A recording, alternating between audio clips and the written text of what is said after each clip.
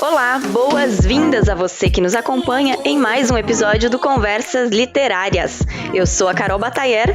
Eu sou o Diogo Brunner e hoje a gente tem o prazer enorme de conversar com a Kyu-san de Oliveira. Bem-vinda, Kyu-san. Gratidão, prazer estar aqui com vocês, Diogo, Carol. Gratidão pelo convite. Macarrão, da autora Zaine Lima da Silva. Macarrão era disléxico, alcoólatra e pai. Macarrão ia bem louco pela rua de moto. Pararam os polícia e gritaram para ele se render. Macarrão se rendeu. Encheram o Macarrão de porrada, quebraram as costelas do Macarrão. Macarrão foi parar no hospital, ficou mocota internado. Ficha limpa do Macarrão. Macarrão voltou para casa, para sua criança, neguinha, para o fundo da casa da mãe. A mente arregaçada, a culpa pesando no Macarrão. Seu desacato ao Estado era a roupa que o vestia quando estava nu. Macarrão era negro, negro e negro. Do livro Pequenas Ficções de Memórias, de Zaine Lima da Silva, editora Patuá, 2018.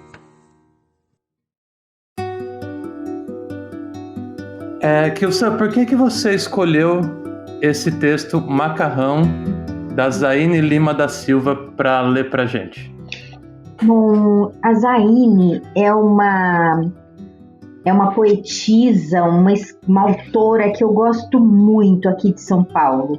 Eu a conheci numa ação em 2017 no Centro Cultural do Jabaquara e ela estava passando por um luto muito pesado e com uma revolta muito grande pelo racismo, pelos racistas, pelo mundo, né? Com tudo aquilo que já havia de violento acontecido com ela.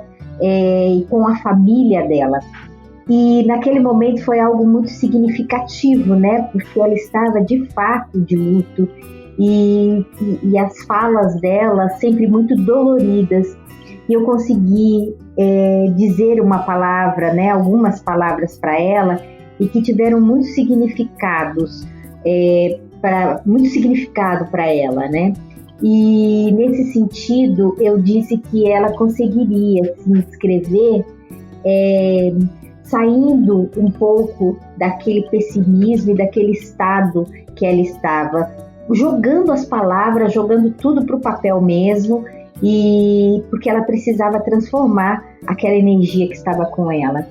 E depois de um tempo percebi, ela contou em algumas entrevistas tal, o quanto que aquelas palavras haviam sido fortes para ela. Ela acabou de lançar um livro de poesias que eu estou aguardando chegar em casa pelo correio, e esse texto Macarrão, ele está no livro dela chamado Pequenas Ficções de Memória, da editora Patuá, né? E o nome dela é Zaine Lima da Silva. Deixa eu só dar uma olhada aqui no ano desse livro, é de 2018. Ela é uma escritora bastante jovem, né? Ela é muito jovem e ela escreve com uma densidade, com uma maturidade. É algo assim que me arrepia quando eu vejo e eu escuto.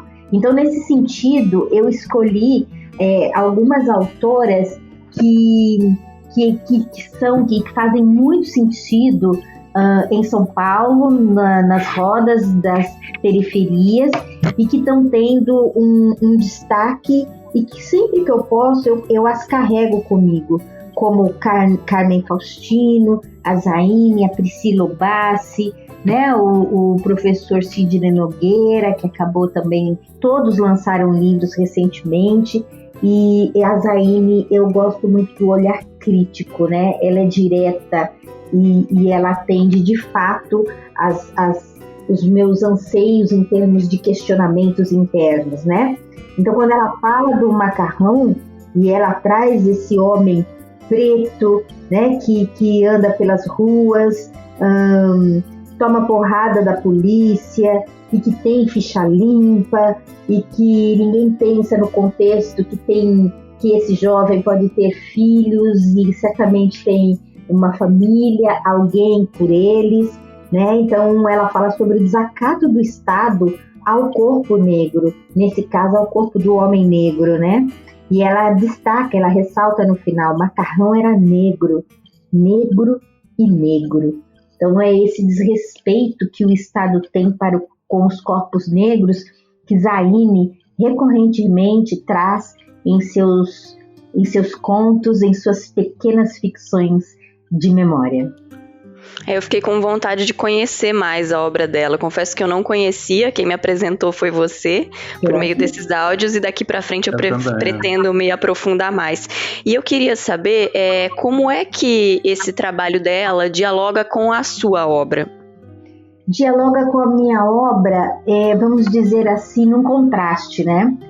E num contraste, mas nem tanto. Porque Zaine, ela escreve para o público adulto, eu escrevo para o público infantil. Mas dentro da linha que eu sigo em termos de literatura, que eu entendo, que eu faço, é a literatura negro-brasileira do encantamento.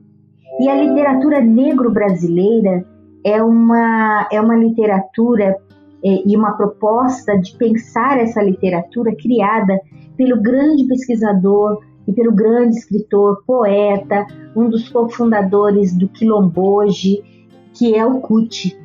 E o Kuti é um militante, um ativista também do movimento negro desde sempre, é especialista em autores negros também do século XIX, é um literato, e o Kuti, portanto, ele traz essa literatura diferenciando da literatura afro-brasileira, né, e da literatura negra, porque ele entende que literatura, o termo do afro, ele generaliza muito, né? Enquanto a África é diversa, um continente diverso, com 54 países, e a gente simplifica em dizer afro-brasileiro, afrodescendente, e é mais fácil você se entender num país extremamente racista, onde o racismo é estrutural, estruturou esse país. É mais fácil as pessoas se entenderem como afro-brasileiro ou afrodescendente do que se afirmar negro. A construção identitária é sempre ideológica, né, e política. Então, nesse sentido, quando a pessoa negra no Brasil se afirma negra, ela tem consciência de todas as consequências que estão pautadas nessa legitimação, nesse lugar. Eu sou uma mulher negra, né? Para o bem e para o mal. E o afro já generaliza, né? Somos afrodescendentes, então quem tem uma avó, uma bisavó, né? Então as pessoas, mesmo com peles claras, brancas, podem se identificar como afrodescendente. Agora, como negro, não. É uma posição política. E eu entendo que a minha literatura está em cima do que Kuti prega. É uma literatura que vem da militância de um ser, de um corpo negro militante, que está na militância. Eu estou na militância no MNU desde os meus 14 anos de idade, estou com 54. Então, eu vivi minha vida na militância. Com 16, eu estava no movimento feminista.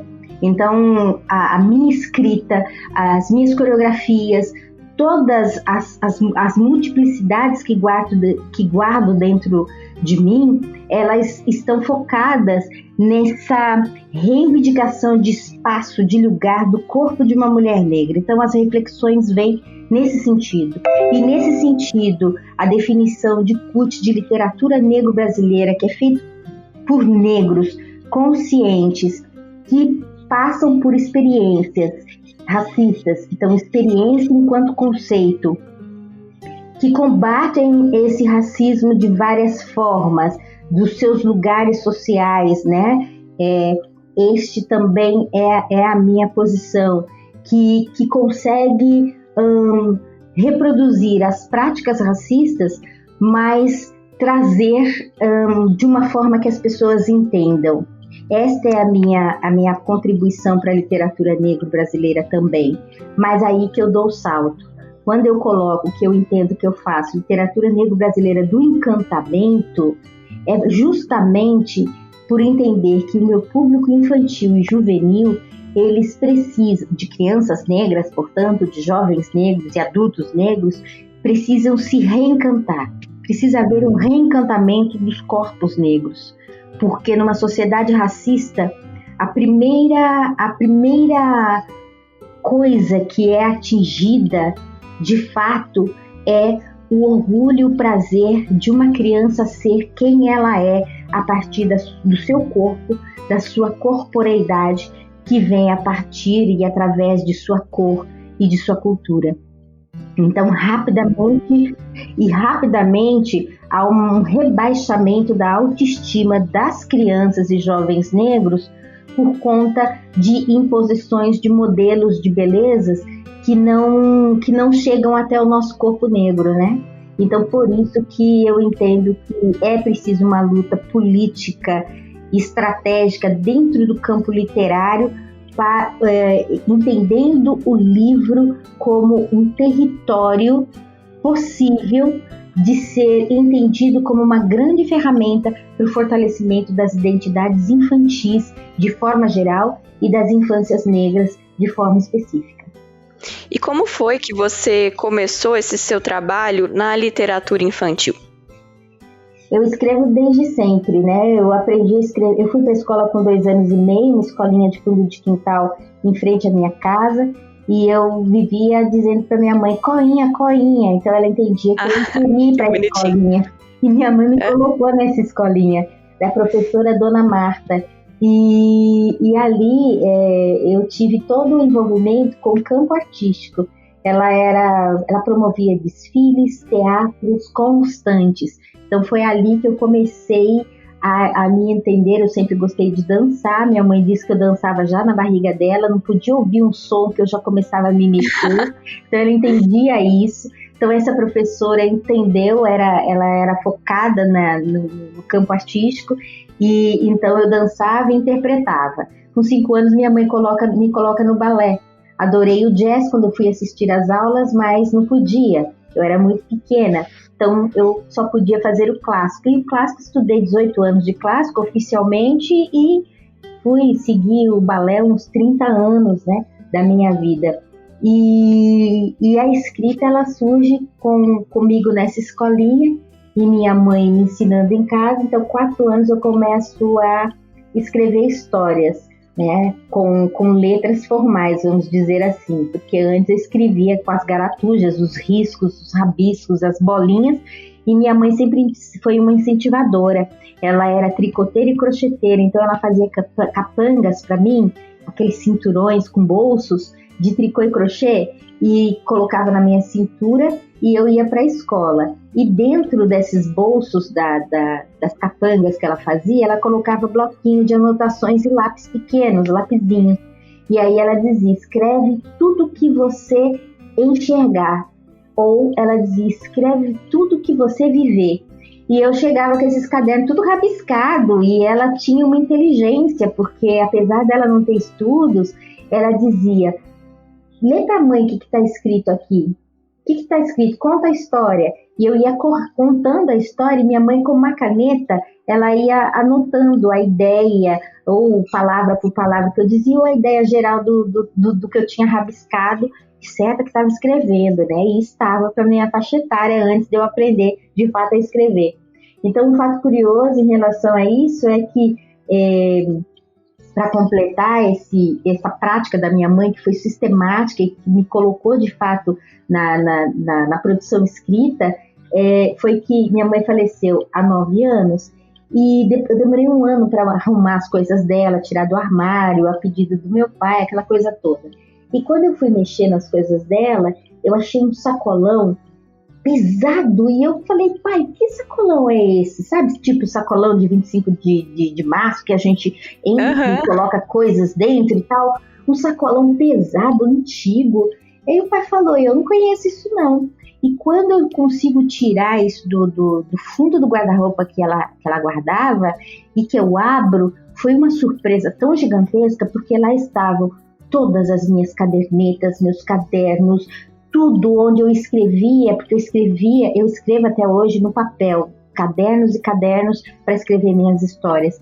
E eu encontro os meus caderninhos, desde o caderninho que eu tinha 2 anos de idade, que ela colocava assim, 2 anos e 5 meses. Aí ela vinha 4 anos e 6 meses, 5 anos e 1 mês, 5 anos. Ela escrevia a data, né, a idade que eu tinha em cima de cada caderninho e das histórias que eu tinha escrito. Então, que coisa linda! Eu contei o material, é o meu tesouro, entendeu? É o meu verdadeiro tesouro. Então, eu escrevo desde sempre. Agora, publicar é que é diferente, né? Aí eu fico de forma mais lenta. Eu tiro um texto para enviar para as editoras de uma forma mais lenta. Aí eu sigo um outro tempo, mas eu escrevo muito. Kilsan, então, na verdade, eu tinha até anotado aqui para te perguntar o que tinha aparecido antes na sua vida, se era a literatura escrita ou se era a história narrada, né? Então parece que é a escrita que vem antes, né? Não, vem a história narrada, porque minha mãe era uma exímia contadora de histórias, ela narrava histórias o tempo todo, então eu entendo que meu encantamento pelas histórias, então quando ela diz, escreva tudo que viver, foi no momento que eu saio da socialização primária, que é aquela que se dá dentro de casa, e vou para a socialização secundária, e ela me leva para a escola.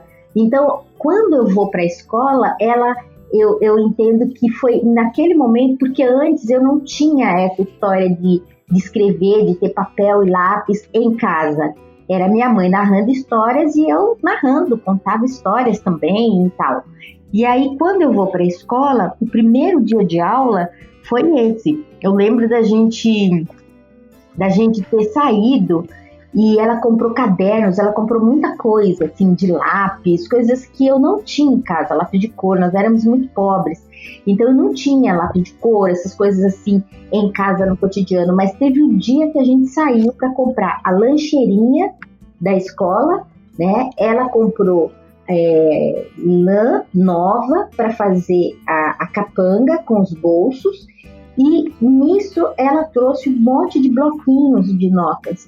E aí ela eu lembro dela arrumando a lancheirinha, né? Aquela lancheirinha de plástico, colocando sanduíche lá dentro, a garrafinha com suco, a garrafinha de plástico com suco, e pegando os caderninhos, separou, pegou um com um lapisinho pequeno mesmo, que tinha para criança, e colocou na minha bolsinha, né? Na capanga. Então, foi esse momento que inaugura o uso meu de lápis e de bloquinhos de notas, papel, vamos dizer assim. Então, e a minha mãe narrava, ela contava muitas histórias, né? Ela morreu contando histórias, então não era a nossa ligação. Então veio sim a oralidade primeiro, porque minha mãe foi criada por um pai e uma mãe que narravam muitas histórias também para ela, né? Que eu não os conhecia, a não ser por ela mesma contando. Então eles eram exímios narradores de histórias e minha mãe se tornou uma também e passou isso para mim também. Então é a oralidade que vem primeiro, depois a escrita. E é muito explícito, né? O quanto você também é uma exímia narradora de histórias, porque você tá contando essas memórias e eu fui visualizando tudo. Você abrindo o guarda-roupa, encontrando as anotações, a lancheirinha, o detalhezinho do sanduíche, consegui visualizar tudo. Eu tava aqui dentro da sua história, já me ganhou. Arrasou, Carol, isso é muito bom. Os ilustradores falam assim, que suas histórias a gente consegue ver, a gente consegue imaginar assim, e enxergar com uma objetividade, e eu digo que é isso, eu escrevo a partir de cenas, né? Na minha cabeça vem as cenas primeiro. Então, quando eu vou narrar uma história, ou escrever essa história, criando essa história, a partir de uma ideia que eu tive, é porque a cena ela foi muito explícita, ela chegou antes. Então, por exemplo, um trecho aqui, do meu novo livro, que foi lançado agora na pandemia. Olha só, a lua alta no céu estrelado é coisa linda de se ver na cidadezinha de Noir. A noite de Noir tem cheiro de pão quente, café fresco e bolo de fubá preparados no fim da tarde para a manhã seguinte. Sentado num toco de árvore, seu Dito Pereira, com seu berimbau, canta uma linda ladainha. Ele, um senhor altivo com os olhos vivos e o olhar penetrante, aos 78 anos, é o responsável pelos seus 3 netos, Femi, caçula de 4 anos, Caim, de 6, e Akim, de 12. Então, a cena ela chega antes para mim. Então, quando eu vou para a escrita, é uma coisa bem natural, né? Conseguir trazer as imagens a partir das palavras. Mas isso também pensando, como eu trabalho dentro de um formato, de uma forma, né, afro-referenciada, afrocentrada, é natural, né? Porque a gente eu entendo África como o berço da humanidade, e a oralidade, né, sem desmerecer a escrita que está presente lá também, e as pessoas reforçam somente a oralidade do continente, mas é importante entender que essa oralidade ela é fundante e ela é extremamente importante, né? Então, a oralidade que eu trago no texto escrito é uma outra característica fundamental daqueles que estão muito habituados a narrar, a compartilhar, a contar histórias. Então, eu lembro que um dos prêmios que o meu primeiro livro, o Omoobá, Histórias de Princesas, ganhou, né, uma definição de um parecerista, de uma avaliação, foi a presença da oralidade no texto escrito. E eu falei, bingo, é isso, entenderam, né? Então, é muito importante essa proximidade que eu caminho no texto escrito com a oralidade, porque eu acho que é uma outra forma de capturar a atenção da leitora e do leitor, porque é algo muito, muito comum, soa familiar, está perto, é a forma que minha mãe fala, é a forma que a minha tia fala, é a forma que a minha irmã fala.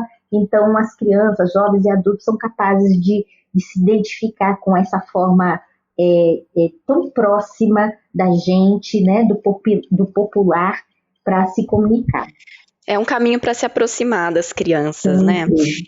E como é que funciona o seu processo criativo? Essas imagens surgem e depois você transcreve elas? Eu já percebi que você deu a entender que é dessa forma, né? Primeiro vem as imagens e aí depois elas vão para o papel, é isso mesmo? É isso mesmo, basicamente é isso, e vem sempre muito através de sonhos, né? Então, eu durmo pouco, sou uma pessoa que dorme pouco, durmo 3, 4 horas por dia no máximo, e produzo bastante, faço o que eu tenho que fazer e tal. Mas quando eu durmo, são sonhos muitas vezes cheios repleto de informações, né? Esse último não foi através do sonho, foi uma experiência mesmo, né, que eu tive em Minas Gerais.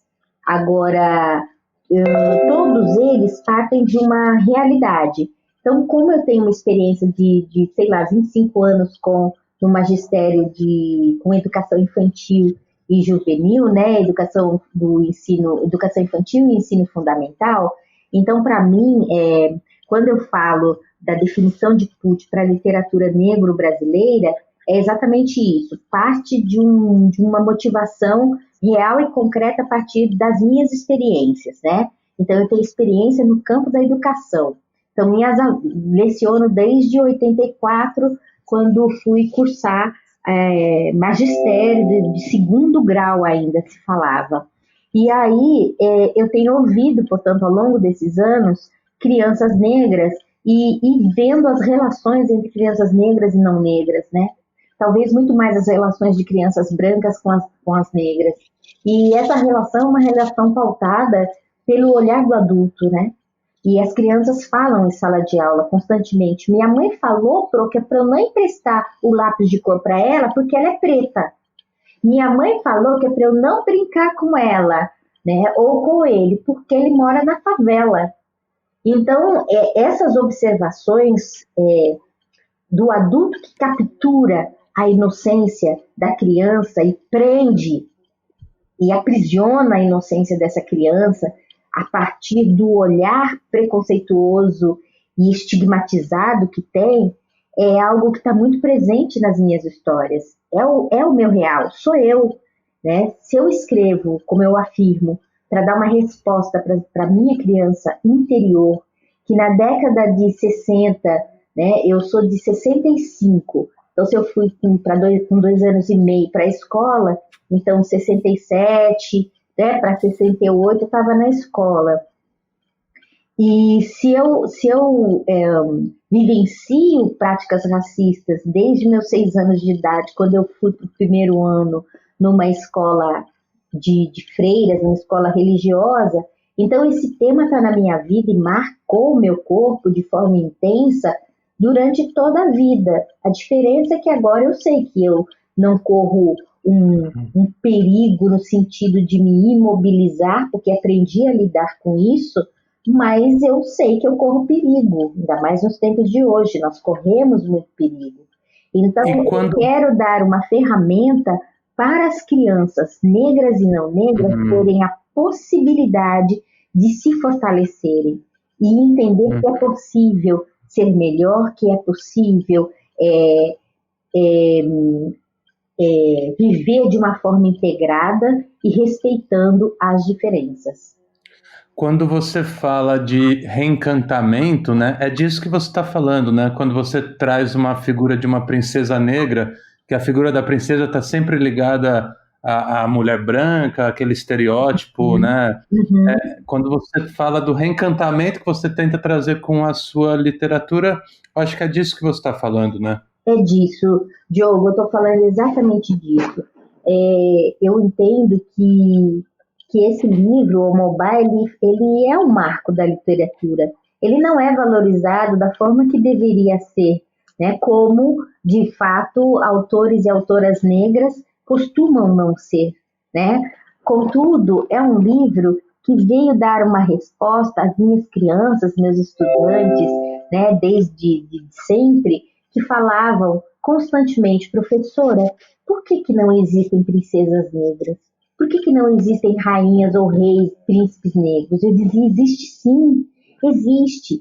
E aí eu juntava professoras que sabiam desenhar, porque eu não entendo de desenho, e eu criava histórias, ou eu recontava histórias que minha mãe contava para mim, e nós fazíamos, aquelas que sabiam desenhar, nós fazíamos livros em blocões, que a gente tem em escolas, né, os sulfitões, flip chart, que a gente chama. Então, na escola a gente chama blocão. Então, fazia histórias em blocões e ia virando essas folhas com personagens negros. Esses personagens negros tinham famílias, né? As crianças negras na história tinham famílias, né? Não estava sozinho, como a gente vê numa literatura brasileira, onde quando o negro aparece num livro de literatura infantil, ele está isolado, ele é um coleguinha do protagonista, algo assim. E muito frequentemente, essa criança, esse personagem negro é desenhado descalço, né? Ele aparece descalço, ele aparece com a barriguinha de fora e muito comumente ele aparece com uma bola de futebol no pé, em uma cena jogada no meio do texto. E isso é desumano, isso é violento. Nós temos um intelectual, um pesquisador chamado William Bettelheim, que pesquisa os contos de fadas, e ele tem um livro que é referência chamado A Psicanálise nos Contos de Fadas. E lá ele afirma que os contos de fadas, os livros infantis juvenis, eles têm o objetivo de formar a identidade das crianças. E a minha questão sempre foi, que tipo de identidade o Brasil está formando, né, e deseja formar nas crianças de uma forma geral, a partir do momento que só mostra como referência, como positivo e como bonito, um tipo de contos, né, os contos de fadas europeus, legitimam isso, e é isso que está estabelecido como a norma, o padrão, o que é bonito, né, trazendo isso que é beleza em relação aos corpos a partir dos contos. Então toda criança quer ser uma princesa, mas toda criança quer ser a princesa Cinderela, quer ser a Branca de Neve, e quer ter cachinhos dourados, e por aí. E aí a questão, de novo, uma outra questão que parece com a primeira é a seguinte, né? Que tipo de identidade nós estamos formando e mostrando como bonitas, como belas, como correta para as crianças negras, para a população negra, maioria desse país.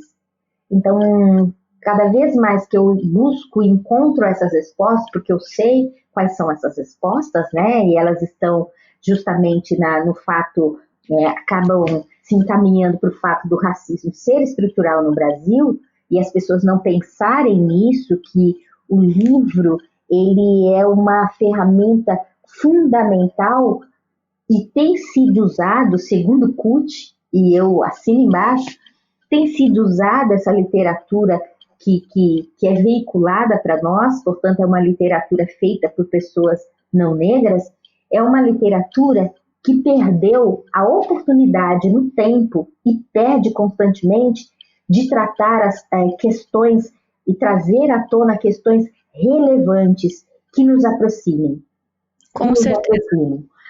Quando os professores perguntam para mim, né, nos últimos 20 anos tenho trabalhado muito com formação de professores, né, viajo o Brasil inteiro com isso. E os professores me perguntam, Sam, então diante de tudo isso é muita coisa para a gente tem uma lei para falar sobre negros na escola, tem uma lei para falar sobre indígenas, tem hora que a questão de gênero tem que ser tratada na escola, agora não podemos tratar a questão de gênero na escola. Diante de tudo isso, o que é que a gente deve ensinar? E para mim, minha resposta mais objetiva e mais óbvia é: devemos ensinar tudo aquilo que nos aproxima, tudo aquilo que nos humaniza. Então, na dúvida, é isso, é aquilo que nos liga, que nos conecta e que é potência para fazer com que cada corpo encontre a sua luz e o seu brilho e possa irradiar luz, brilho e energia positiva para ser compartilhada com o mundo. O que tenho feito é chorar em palavras. De Zaine Lima da Silva. Eu nunca mais escrevi poemas, porque há muito o mundo tem me feito chorar. Matam a minha gente todo dia, as mulheres quedam viúvas, a água fica a derramar vermelhos os sangues de cima das casas, das praças, das vielas, enquanto dizemos pro globo: gente, dá um pause e observa o capitalismo gargalhar. Racismo é lucro, machismo é grana, pobre morrendo de fome é o que mais há. Tudo perfeito numa sociedade piramidal. Você picha, eu limpo, você grita, eu calo. Se você tentar fugir, eu te bato, mato. Acende o baseado, bota fogo no estádio, espanca sua mulher se a tua pele é alva mais que a neve, porque teu Deus te perdoa e o Estado não zoa. Pinho-sol é coisa de bandido, assassino, terrorista. A bala na boca da menina, as 4 balas na testa do meu pai. A pipoca estralada no peito de homens tratados como animais. Nenhum esquadrão bombeia o coração de quem tem kit favela. Eu nunca mais escrevi poemas porque me falta a poesia. Eu me resto na prosa, em sentenças muitas, que é para dissolver esse engasgo de ter nascido num mundo onde a compaixão só se encontra em palácios reais. Às vezes, choro em palavras, Sim, mas é sempre de raiva. É pra me vingar. De Zaine Lima da Silva, no livro Pequenas Ficções de Memória, Editora Patuá, 2018. Muito bom, muito bom. Como é que as crianças recebem as suas histórias? Qual é o retorno que você ouve delas? Nossa, são retornos maravilhosos e por isso eu me enveredo cada vez mais nisso, porque são retornos de reconstrução de identidade, de crianças que não se amavam mais, crianças de 6 anos, crianças de 5 anos que já queriam usar e usavam touca para ir para a escola, né? E isso as professoras narram em cartas, as mães das crianças narram em cartas. Eu tenho uma vontade de fazer o meu pós-doc exatamente com essas contribuições todas, porque eu guardo tudo, guardo os e-mails, guardo as cartas que eu recebo, guardo os presentes, e eu poderia ter uma sala cheia de presentes, assim, porque são muitos presentes que vêm com as cartas de agradecimento.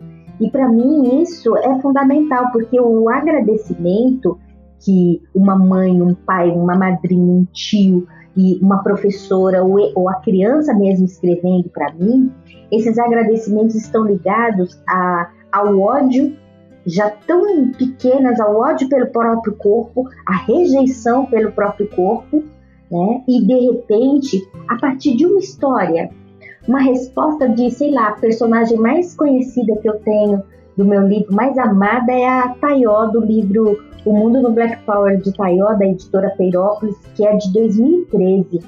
É o livro mais, acho que é a personagem mais amada. E quando ela diz, né, ela vai para a escola, ela sempre se amou, sempre se soube negra, sempre se amou, resolvidíssima, porque ela se vê a partir do olhar da mãe. A mãe é um espelho para ela, né? Então isso é importante, ter alguém como espelho. E esse espelho positivo que me faz, que faz com que eu me ame, que eu goste dos meus cabelos, né? Então para criança isso é importante. E aí a Taió vai para a escola, e aí tem um trecho que fala assim, né? As crianças falam que o cabelo do Taió é ruim, é duro. Essa é uma questão que é básica, é clássica, né? Qualquer corpo negro, de criança negra, de um adulto negro que for criança, teve o seu cabelo associado a bombril, a cabelo duro, palha de aço, cabelo ruim, cabelo de pico, esses apelidos todos que nos marcam profundamente. E aí na história, a Taió é isso, os colegas dela dizem que o cabelo dela é ruim, e Taiózinha responde: meu cabelo é muito bom, porque ele é fofo, lindo e cheiroso. Vocês estão com dor de cotovelo, porque não podem carregar o mundo nos cabelos como eu posso. Então que linda! Que linda! É a resposta que as professoras falam que o Sam, eu não acreditei. Aquela aluna XY, elas relatam diversos professores de diversas partes do país, né? Então elas falam que aí o colega disse que o cabelo era duro, que o cabelo era bombril. Sabe qual foi a resposta dela? Fala: não, professora, qual foi? Meu cabelo é muito bom porque ele é fofo, lindo e cheiroso. A resposta da Taió. Então, é isso. São possibilidades da criança falar, né? Colocar sua fala para fora de modo estratégico, porque ela viu na história, ela ouviu na história, gente, ela falou isso. Eu tenho uma carta que é a coisa mais linda, que ela foi uma carta estudada numa tese da professora Solange, da UFSCar, e a tese foi em cima do meu livro, O Mundo no Black Power de Taió, né? Ela estudou pesquisou um ano e meio num grupo pesquisação com crianças, salas de aula, e uma carta me assombra, mas também me traz uma realização muito grande de uma menina de 7 anos, com escrita linda, e ela fala algumas coisas lá, né? Ela diz que o sonho dela é viajar para o Paraná, mas que ela não tem mais só esse sonho, que o sonho dela agora é ser Taió. E ela, mais adiante, ela diz: eu penso que eu não tenho tanta sorte assim. E ela também diz: eu achava que a minha pele era feia, mas agora eu acho que ela não é tão feia assim. Então são frases que dá para entender que ela tá, a partir do trabalho com a Fayol, ela se reviu, né? Mas ela ainda está num processo de busca e de autoafirmação para a identidade negra dela, né? E eu penso que eu não tenho sorte e a minha pele era feia, mas hoje eu penso que ela não é tão feia assim. Ela está na busca. E é isso que eu entendo que uma literatura infantil compromissada com a dignidade humana, com os direitos humanos, com o respeito às pessoas, deveria agir, né? Deveria ser elaborada, deveria ser criada, pensando em ferramentas para a superação das dificuldades que estão postas e que, infelizmente, as crianças acompanham tudo isso. Então, a literatura como uma ferramenta para mim, como uma ampliação de repertórios para as crianças é fundamental, assim como tratar na literatura um cruzamento que eu sempre trago, raça e gênero. Nunca tá. A militância, desde meus 14 anos eu aprendi que as categorias raça e gênero não se separam, né? Porque elas incidem na vida de uma pessoa de forma duplicada ou de forma triplicada, se eu colocar o social, inclusive, aí, se eu colocar orientação sexual, então vai complicando muito mais. Então, o que eu quero dizer com isso? Ser mulher, negra, pobre, qual outro cruzamento? Idosa pode ser um cruzamento, sei lá, homossexual pode ser um cruzamento, vai complicando a condição do ser mulher. Então, portanto, na literatura, para mim, é chave trazer esses cruzamentos, né? Além de masculinidades afetivas, masculinidades saudáveis. É preciso trabalhar isso de uma forma que você não precisa tratar diretamente, né, e falar objetivamente para uma criança sobre isso. Mas o adulto que entrar em contato com as minhas obras vão entender perfeitamente que eu estou trazendo homens negros extremamente carinhosos, afetivos, que choram, isso é fundamental. Meninos que se fortalecem entre a irmandade, os irmãos se dando, compartilhando, trocando. África enquanto berço da humanidade, né? um regresso, uma volta para o continente africano para voltar para o Brasil de uma forma alimentada a partir da ancestralidade. Então, tudo isso para mim está em voga. É muito necessário, né? Fundamental. Como seria a Kyu-san escritora de literatura para adultos? Você acha que mudaria muito? Olha, não mudaria porque o mote seria raça e gênero, e masculinidades e feminilidades da mesma forma, só que para adultos, né? E eu escrevo para adultos, eu adoro escrever para adultos, né? Só que eu entendo e eu entendi que, na minha cabeça, as infâncias precisam ser cuidadas.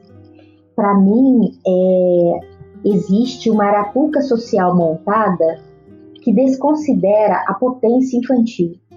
Desconsidera que a criança, na útera, olha só, e um órgão tão feminino, e a gente fala no masculino, o útero, né? Então, essa criança, na útera da mãe, ela aprende a respirar dentro da água, ela vai se desenvolvendo lá sozinha, ela aprende a se alimentar, ela chora, e quando ela chora, ela aprende a se consolar colocando o dedinho na boca. E aí ela sai para o mundo e recebe o primeiro contato com a violência humana. Ela leva uma palmada no bumbum. A justificativa é para desobstruir as vias respiratórias, para ver se está tudo funcionando direitinho. Mas é preciso lembrar que nem todas as culturas recebem o bebê com tapa na bunda. né? Que são as culturas ocidentais que fazem isso. E aí a criança já é recebida, portanto, nessa primeira arapuca social, a da violência. A segunda arapuca social, uma violência que vem estabelecendo o lugar de corpos feminino e masculino. Então a criança chega em casa, por mais humilde, por mais pobre que a família seja, o bebê tem um cantinho, um bercinho, um quadrado onde ela vai ficar, algum lugar. Mas as roupas dela já estão estabelecidas pela cor, pelo gênero, né? Menina, cor-de-rosa, um enxoval, e os enfeites, tudo no rosa, e os meninos, o azul. É a segunda arapuca social. E a terceira arapuca social é nós adultos acharmos que temos educação suficiente, formação suficiente para ensinar e doutrinar as crianças desde a infância, sem ouvi-las muitas vezes em seus desejos, em suas elaborações intelectuais, porque eu entendo que nós ainda vemos as crianças de uma forma muito limitada, como no século XVIII e XIX, onde a criança era considerada um ser vil, desorganizado, bagunceiro, ruim, né? E uma folha em branco que precisava ser preenchida pelo adulto. Essa é uma ideia que está aqui ainda, apesar de tantos anos, de séculos nos separar dessa ideia tão primitiva, mas ela continua a vigorar nas sociedades ocidentais, né? Então eu digo que essa arapuca social, ela, lembrando o que significa uma arapuca, né? Uma arapuca eu fazia arapucas para pegar passarinho quando eu era pequena, 5, 6 anos, que minha tia me ensinou, com uma bacia grande de alumínio, um galho de árvore com barbante amarrado numa ponta e a bacia emborcada assim na diagonal com um pauzinho sustentando essa parte da bacia. E eu dava linha, né, dava barbante bastante, escondia num canto e já tinha feito um caminho, uma trilha de miolo de pão para os passarinhos, né? E aí, quando eles iam chegando, dava aquela emoção, vai entrar na bacia, vai entrar. Quando entrava na bacia, puxava o barbante, o pauzinho caía e a bacia emborcada fechava o passarinho lá dentro. A gente ia, abria devagarzinho, pegava o passarinho na mão e punha na gaiola. Porque eu ainda não entendia que a beleza que eu via no passarinho era justamente as asas que ele tinha projetadas para o alto, para o infinito, e a capacidade que ele tinha de voar. Então não era preso que ele ia ter a beleza para mim. Aí perdia a graça e eu ia querer caçar outro passarinho.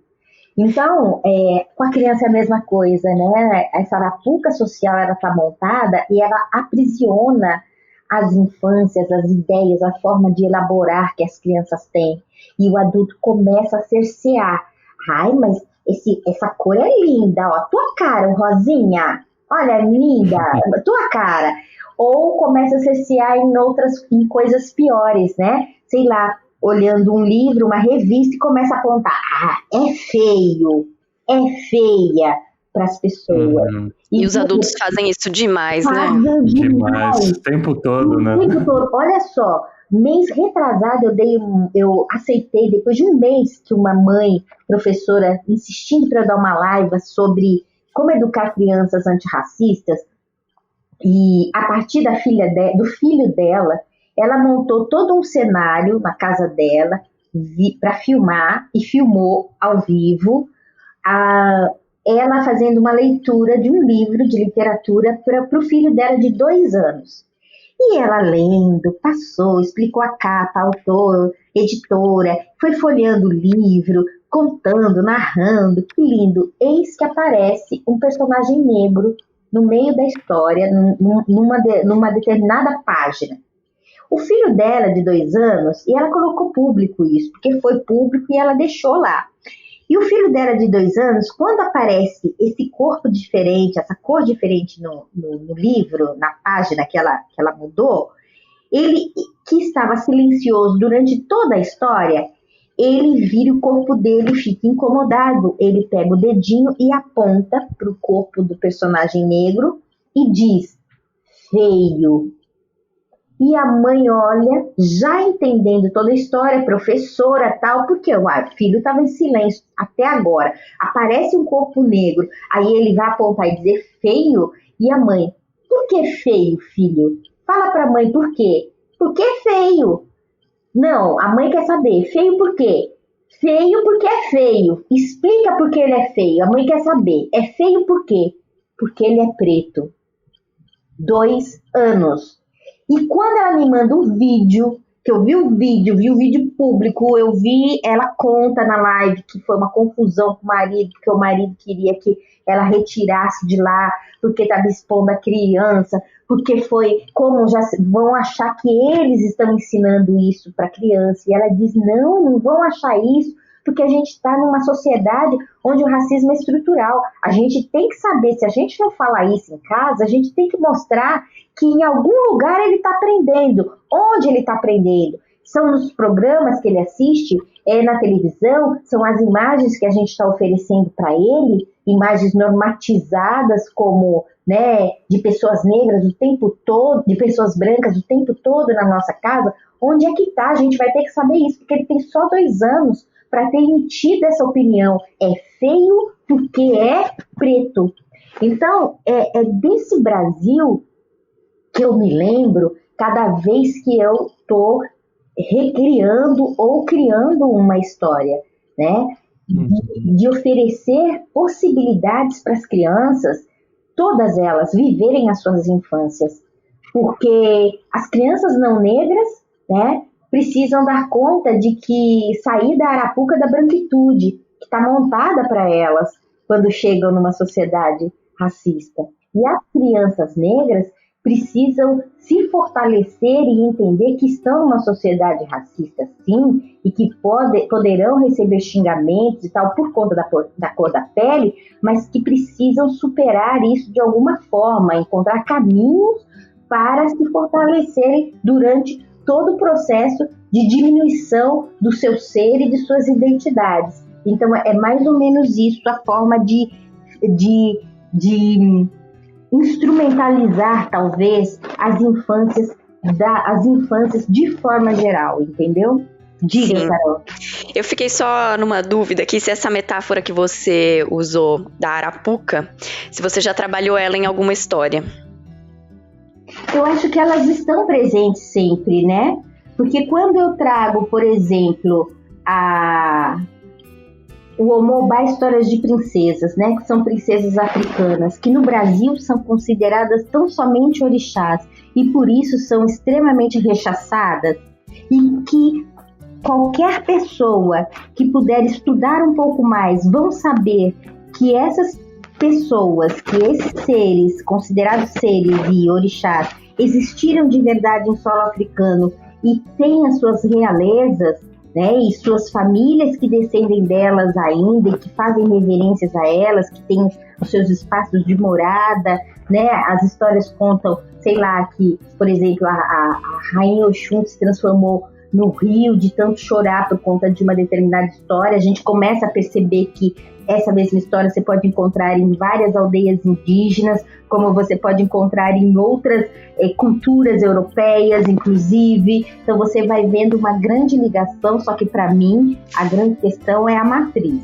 Se até os cientistas ocidentais, porque os africanos já dizem isso desde sempre pra gente, né?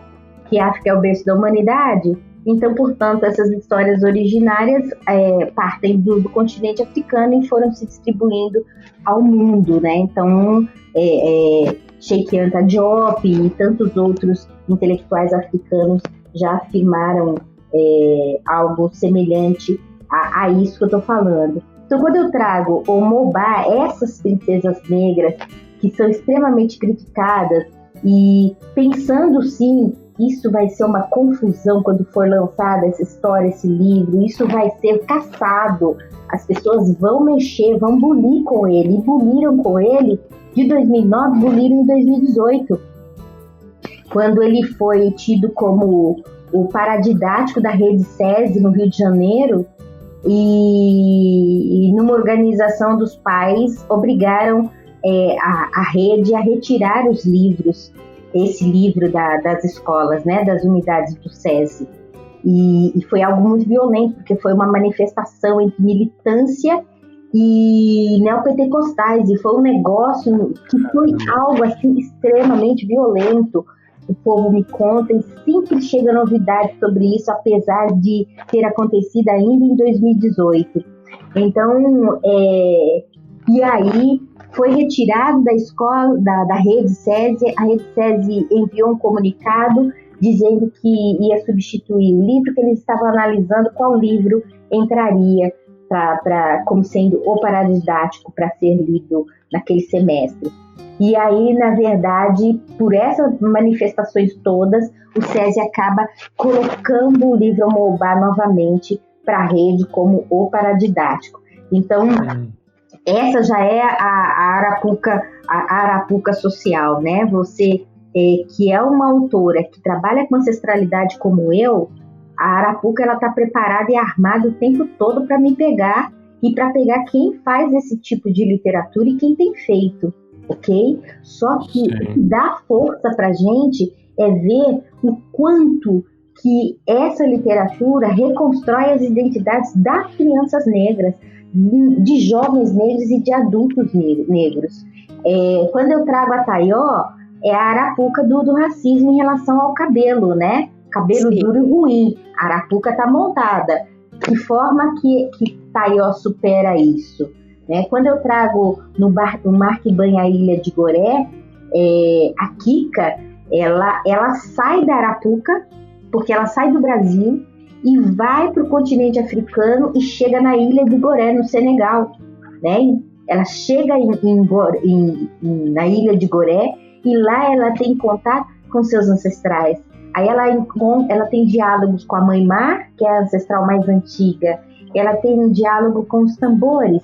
Goré é uma ilha que o símbolo da ilha é o tambor, é o djembe, e os negros, um casal com seu filho escravizado, com as correntes cortadas, né, sobre esse tambor. Então ela conversa com os tambores. Lá eu fui para Dakar em 2010, né, representando o Brasil com uma comitiva de cultura e artes e tal, e foi um encontro maravilhoso ter visto. E toda a primeira parte do livro, da história, eu escrevi, eu estou até pegando aqui, eu escrevi lá quando eu desci do barco. Então, olha só, mais um trechinho. Vamos lá, queremos ouvir. Arrasou. Serenou o mar, de verde jade serenou o mar. Lânguidos, os raios do sol repousam suas línguas candentes do corpo mar, fresco e sereno, lambendo-o como fazem as felinas ao banhar com amor suas crias. A mãe mar finge uma distração que não lhe pertence, lançando seu olhar além do horizonte, sem dar a menor atenção aos alcances daqueles finos seres radiantes. E é assim, com os olhos além mar, que ela, todos os dias, recebe a embarcação que mansamente avança, porém determinada, navegando sobre seu corpo d'água denso, rumo a Goré, a ilha. A Mãe Mar, também conhecida como o pélago que tudo vê, já sabe que a barca conduz uma princesa filha, herdeira do grande berço africano que constituiu toda a humanidade e cujos ancestrais já foram acalentados pelas águas cor de jade que banham a costa do Senegal. Mas o que ela pode fazer senão estender seu manto corpo jade para receber com honrarias uma filha que após tantos séculos ao berço negro retorna? Esse é o trechinho que eu quis compartilhar com você. Belíssimo, belíssimo. Diga, Diogo. Até pegando esse gancho, né? Esse podcast que a gente está gravando, ele faz parte de um projeto que a gente criou nesse momento de isolamento social, né? Que é o Sesc Paraty em Rede.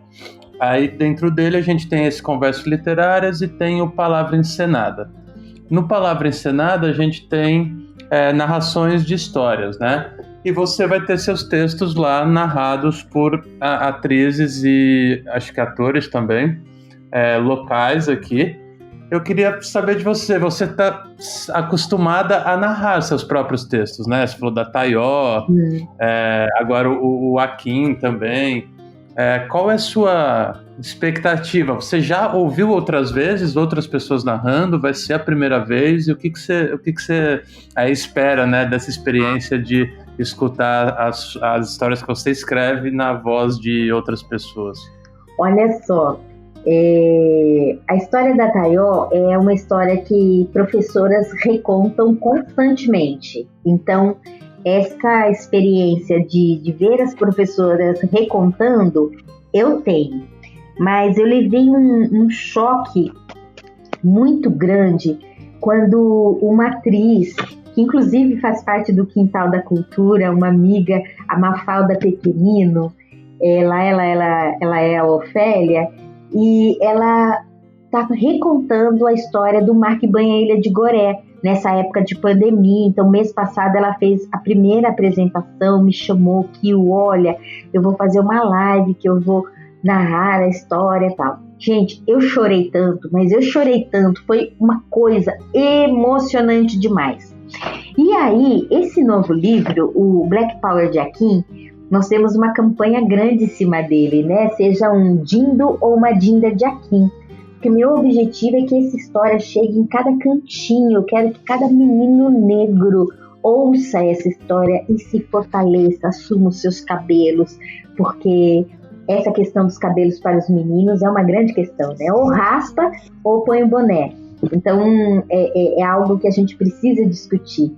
Então, quando esse livro, portanto, ele chega e as pessoas adquirindo esse livro e elas vão gravando, estão fotografando, estão fazendo, cada vez que ele chega, elas o recebem com acolhimento, com uma foto maravilhosa, ou com um vídeo, com uma música, uma cantoria, algo assim.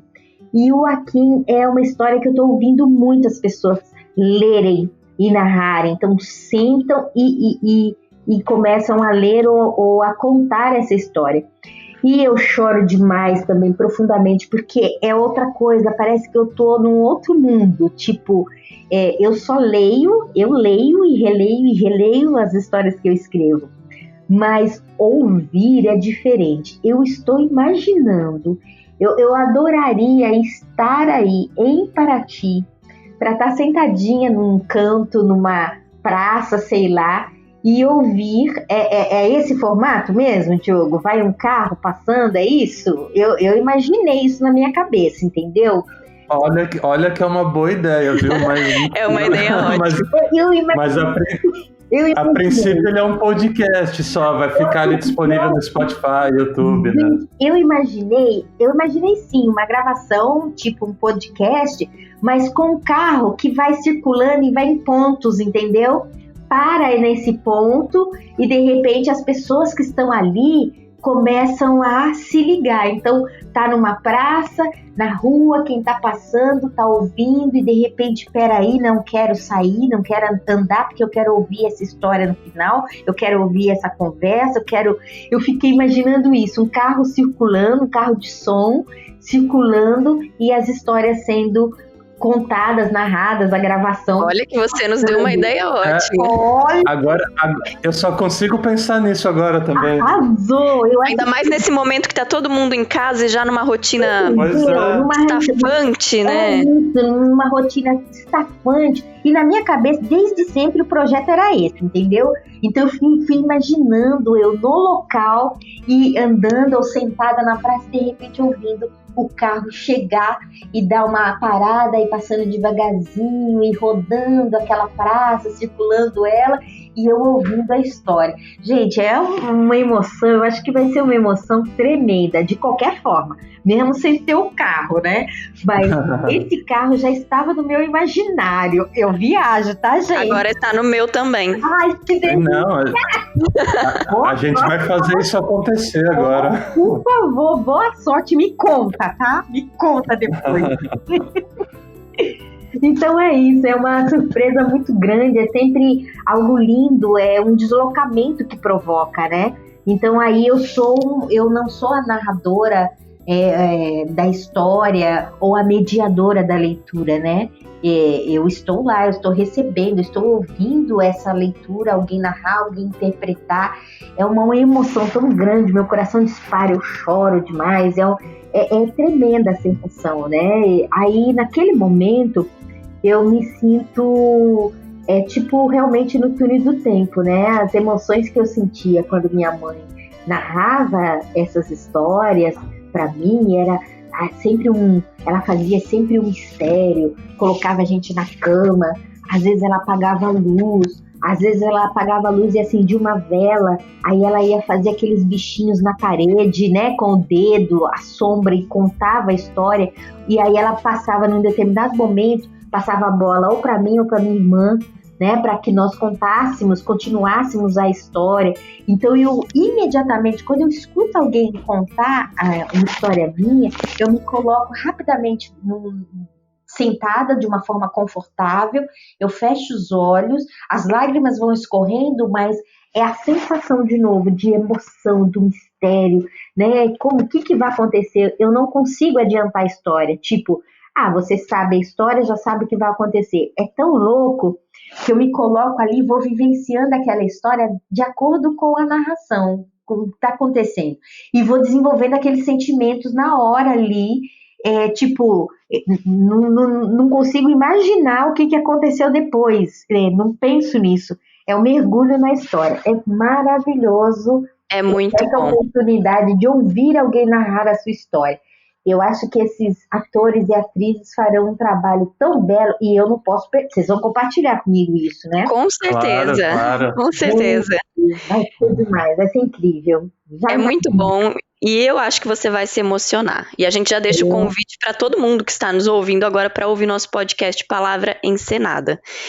E que o Sam, infelizmente, nós precisamos encerrar.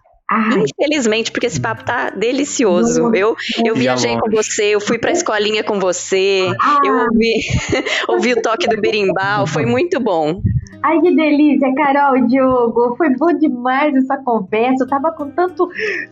será que vai dar certo aquela tensão? Mas vocês são ótimos, a conversa foi muito gostosa, e é sempre bom compartilhar, né, aquilo que a gente pensa, aquilo que a gente conhece. São formas das pessoas entenderem o porquê de tudo isso, né? Por que o Sam só fala sobre isso? Será que ela não escreve para adultos? Escreve para adultos, mas para mim é político tá oferecendo uma literatura infantil com possibilidades de vidas, né? De vidas dignas para as crianças, né? Para as infâncias.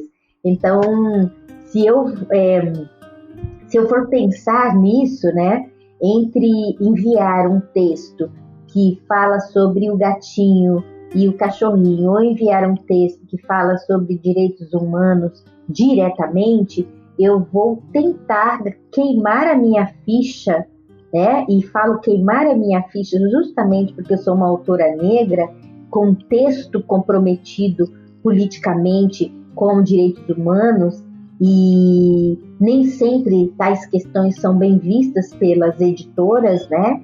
Então, quando eu falo do racismo estrutural, eu trago inclusive para o campo editorial, né? Então, e os editores que estão aí, editores em sua maioria brancos, editores que não têm a compreensão, talvez, da importância de um texto que traga personagens negros rompendo com uma sequência secular, né? De livros de literatura infantil e juvenil com personagens brancos, onde o negro aparece como apêndice. Então, é dessa forma que é esse texto que eu vou tirar e vou levar para as editoras e vou encaminhar para elas, em vez de tirar os meus textos com bichinhos e que traga algo extremamente leve, extremamente singelo, né? Então, é nisso que eu invisto as minhas energias e os meus desejos.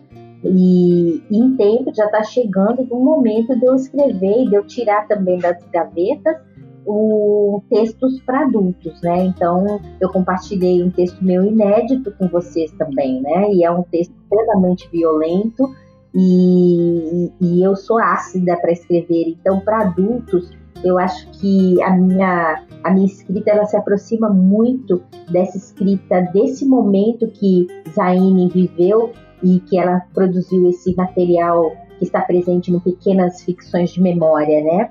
Muito ácida para escrever, porque eu vejo o racismo de uma forma muito objetiva e muito violenta, e é dessa forma que as palavras me encontram, ou que eu encontro com as palavras para falar sobre esse tema. Então, tem aí um texto inédito que eu quero muito entender as reações das pessoas. Ele tá fora de contexto, né? Porque é só uma parte dele. Ele está dentro de um texto maior, que é um livro que eu espero publicar o ano que vem, que está sendo elaborado ainda, né? Mas eu já estou no capítulo 10, e esse é tão somente a abertura do livro, né? Da história. Então, eu começo com esse texto, e aí o capítulo 2 já vem trazendo um pouquinho mais da contextualização dessa cena violenta que eu retrato. O capítulo 3 já as pessoas já começam a pensar, aquele capítulo 1 eu acho que é ela, eu acho que é essa pessoa agora. Então começa a fazer as ligações. Mas é isso, eu escrevo acidamente sobre o racismo, sobre os racistas, sobre a supremacia branca, que a gente está vendo tão abertamente no Brasil nos últimos tempos. E é necessário. Kyu-san, fale para os nossos ouvintes, para quem quer te acompanhar nas redes sociais, o seu Instagram. Sim, o meu Instagram é @mskyusan.com. Então, o MS é de Miss, né? MS, Kyusan, K-I-U-S-A-M de Maria. Instagram, Facebook, eu tenho meu perfil pessoal, que é Kyu-san de Oliveira, e tenho a minha fanpage, que é MS Kyu-san, também no Facebook. Então, vocês podem me encontrar por aí. E o meu site, né? É importante dizer o site também, que é o www.mskyusan.com. E lá vocês vão poder encontrar toda a divulgação do novo livro, a campanha Dindos e Dindas de Akin. Seja você também um Dindo de Akin, tá? Dindo de Akin com 2 livros comprados, um para você, um você doa para quem você quiser, para crianças, jovens, adultos, bibliotecas comunitárias, né, em situações de vulnerabilidade social.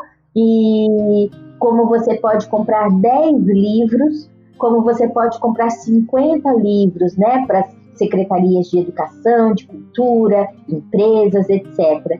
E aí, com 10 livros e com 50 livros, eu abro mão dos meus direitos autorais, né, da minha porcentagem, a editora faz o mesmo, e ainda a editora banca o frete para entregar os livros na sua casa ou no endereço que quiser, e ainda ganha um curso comigo, né, que é sobre fortalecimento das identidades negras, enfim. Então, olha só que maravilha, uma oportunidade ótima para educadores e educadoras. Ótima. Então é isso, eu faço a minha parte e o meu interesse é exatamente isso, colocar esse livro na mão das crianças em vulnerabilidade social e que precisam de ter contato com uma literatura que as fortaleça em seu ser, né? Então isso é fundamental, Carol e Diogo. Fundamental. Diogo, você muito tem mais legal. Alguma pergunta?